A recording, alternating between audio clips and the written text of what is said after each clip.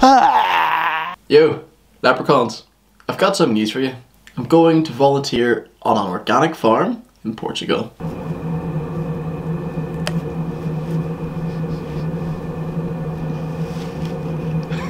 Very quickly, I'm going to be going over why I'm going to volunteer at an organic farm in Portugal. Secondly, I'm going to be going over how I went through the process of applying to work on an organic farm in Portugal.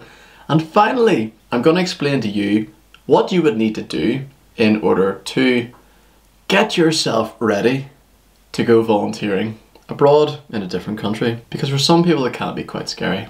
So let's start this off. Why am I going to volunteer at an organic farm? And why Portugal? So I'll start with the why Portugal. Why Portugal is because it's pretty hot there right now. For you Portuguese and Spanish and, you know, Australians, whatever, you may think it is not that warm in Portugal right now. However, in comparison to Ireland, it's fucking roasting. It's like maximum 19 degrees over there at the minute, minimum like 5 degrees. Celsius, by the way. I don't know what the fuck it is and whatever you call it in the States. In comparison, in Ireland right now, we got our first bit of snow the other day.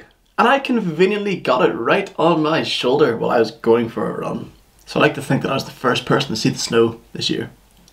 Second of all, why am I going to volunteer at an organic farm? So, the long story to this is, during my psychosis, one of the main topics that were objectively focused on was the environment. As you're all aware, you know, global warming is a serious thing. I'm not going to go into it, but it's pretty fucked up.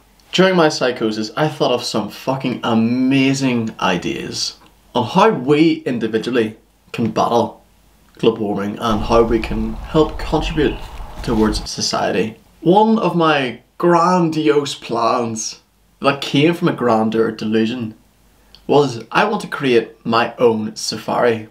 Now this is my ultimate goal, which I may never achieve, but I honestly believe that I will achieve it. I don't want to have fucking lions and monkeys. What I do want to have is what's indigenous to Ireland.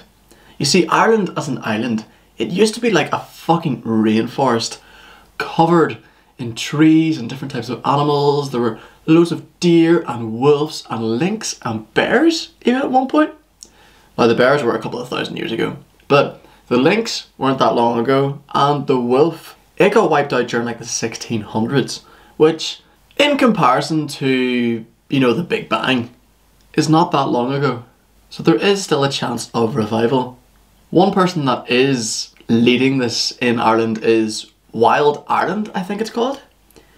There he rescues wolves, bears and lynx from circuses where they have been abused.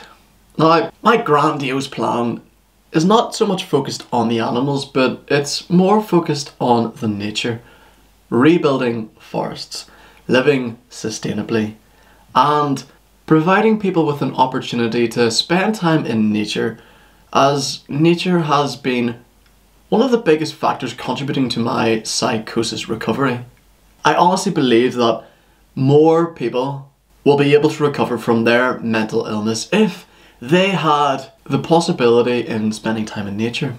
Ireland as a whole, it only has 1% of its land mass indigenous forest. It has 10% forest, but the other 9% are all non-indigenous plants and trees. So a lot of them actually do more damage than good for the nature, unfortunately. My aim is to build a forest filled with indigenous trees and plants so that I can build a community where we can all live sustainably, providing support for those with addiction, mental illness, and those recently coming out of prison.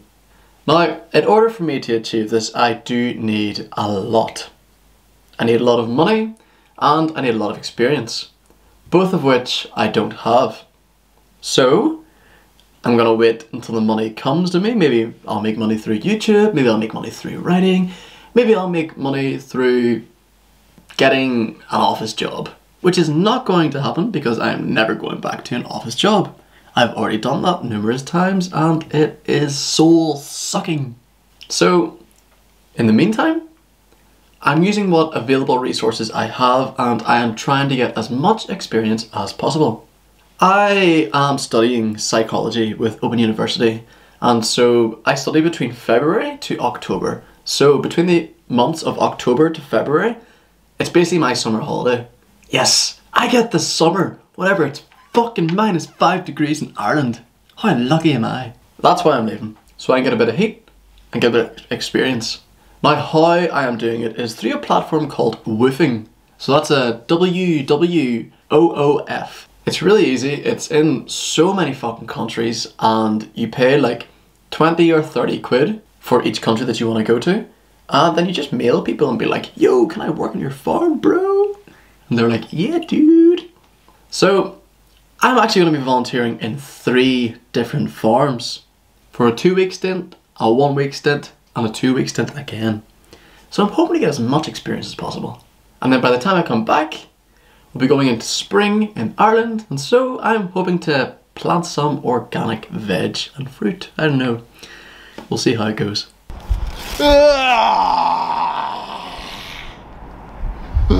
So that's why I'm going. Now, what do you need to do in order to be able to do this yourself?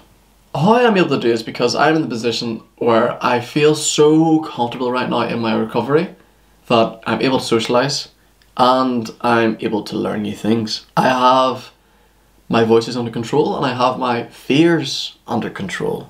One of the things that you can do though is to prepare for the worst. So say something terrible happened to me, like someone tried to beat me up, steal my money, and rape me. There's not a lot you can do in that, apart from get insurance and learn how to fight. So I'm doing both of them as well. Maybe that's a bad example, but you gotta look at the likelihood of these things happening. Now, Tim Ferriss has got a fear scheduling TED Talk, in which he gives you this sort of platform in which you can write down all your fears, write down the worst thing that could happen, and then write down, if this worst thing happened, what protocol can I put in place to get myself out of it? Just thinking my way through problems doesn't work. I needed to capture my thoughts on paper, so I created a written exercise that I called fear setting, like goal setting for myself. And it consists of 3 pages. Super simple. The first page is right here. What if I ... question mark. This is whatever you fear, whatever is causing you anxiety, whatever you're putting off. Could be asking someone out, ending a relationship, asking for promotion, quitting a job, starting a company, could be anything. By preparing for the worst, it removes the fear, and that way you can find enjoyment in the process. Bring this back to what you can do to get yourself in a position to volunteer is, I would say, experiment. Experiment closer to home where you're more comfortable with, first of all, and with that fear protocol, prepare for the worst so that you have that under control.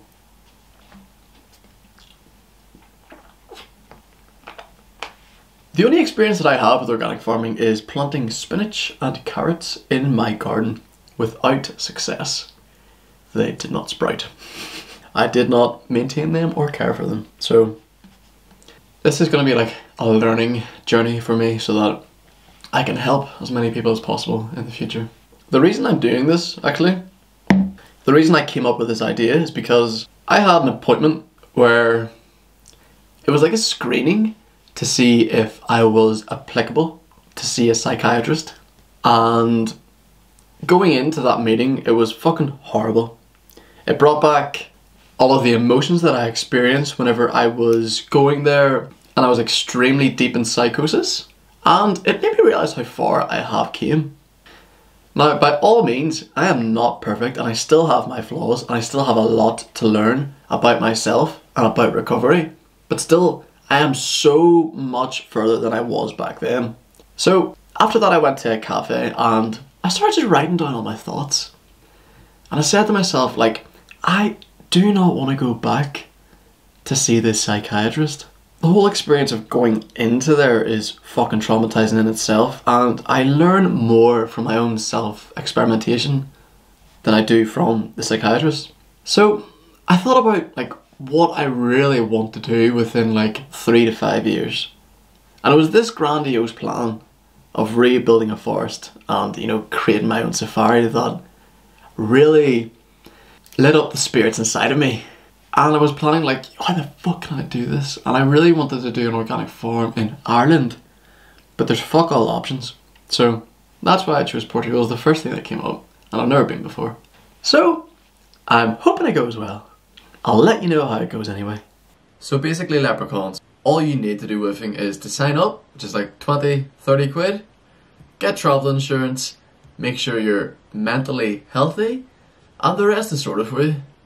They provide free food and free accommodation, and no, this is not sponsored. I'm just letting you know what I'm up to. Gary V recommends that you document rather than create. So that's what I thought I'd do today to make this vlog a bit easier for all of ye. Plus, I need a break from all the how to battle psychosis episodes. One of the things that has really helped me with my psychosis recovery is being present in the moment, but planning for a better future. So structuring my day by the hour, calculating what I'm going to do each day, calculating what I'm going to do each week, and calculating what I'm going to do each sort of like quarter of a year or half a year. Set myself goals to achieve. Aim high, expect low. What about you, leprechauns? Do you do any volunteering, or do you like to do any volunteering? Just to see the spores come out of that mushroom. Yeah, you look like a madman. Well.